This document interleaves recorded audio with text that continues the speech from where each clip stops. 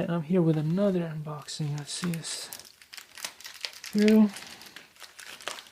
And some of these are easier than others. I guess this one is one of the harder ones. I'm just going to go ahead and do that. Let's see what's inside. Oh yeah, this is what I was looking for.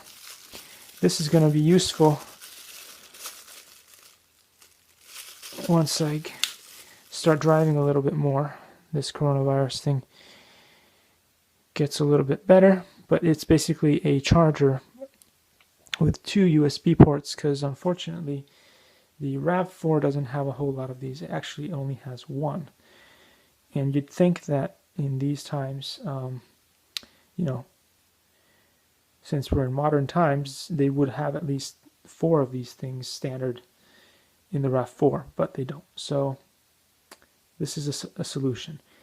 All right, see you guys in the next video.